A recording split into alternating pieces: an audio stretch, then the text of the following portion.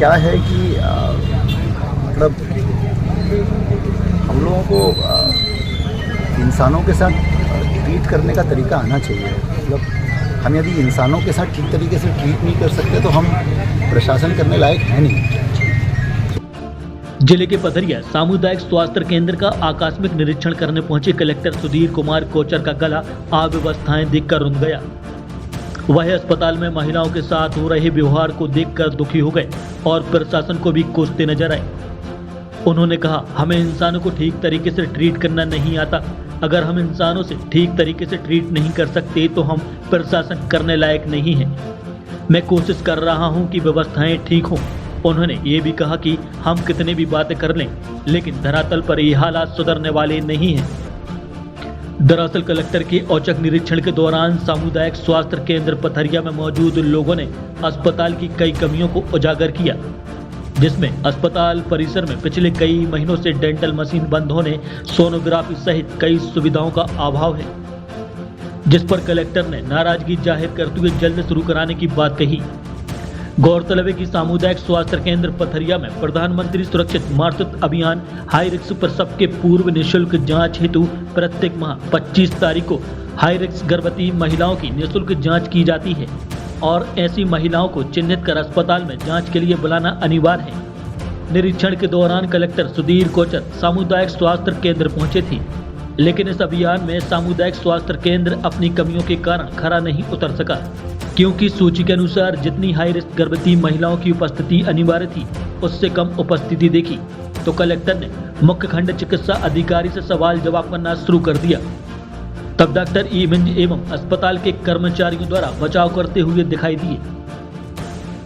तो सुरक्षा अभियान के अंतर्गत आज जो हाई रिस्क गर्भवती महिलाएं, आज उनका ANC होना था, चेकिंग वगैरह का शिविर आज 25 तारीख को रहता है, तो वो देखने के लिए मैं पथरिया आया था।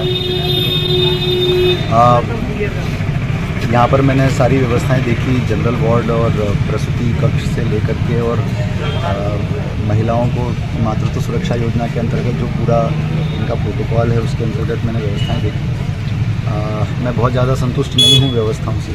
मैंने निर्देश दिए हैं कि पहली चीज़ जो मुझे कमी लगी है कि जितनी महिलाओं को आना था वो महिलाएं नहीं आ पाई, तो ये हमारी फेल्यूर है कि हम महिलाओं को नहीं ला पाए। मुझे बैठने वगैरह की व्यवस्था भी ठीक नहीं लगी। मतलब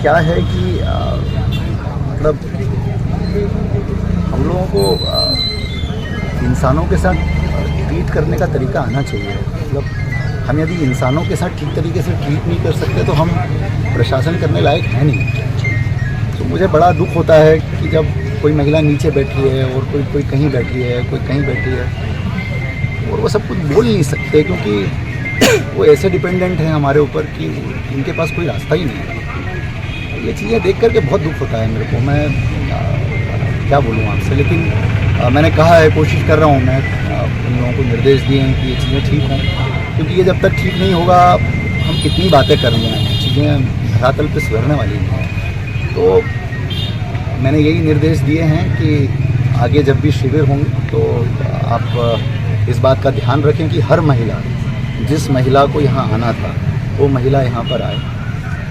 ऐसा ना हो कि महिलाओं को घंटों बैठे रहना पड़े। कोई सुबह 10 बजे से आया है, वो शाम को 4 बजे तक बैठा हुआ है, एक एक करके वो रास्ता देख रहा है चीज़ों का। भीड़ लगी हुई है, लाइनें लगी हुई हैं। यदि हम इसकी व्यवस्था सही तरीके से नहीं करें तो हमारे ये प्रोग्राम कभी सफल नहीं हो सकते। तो इस संबंध में मैंने निर्देश दिए। मुझे उम्मीद है कि ये लोग आगे ठीक काम करेंगे और व्यवस्थाएं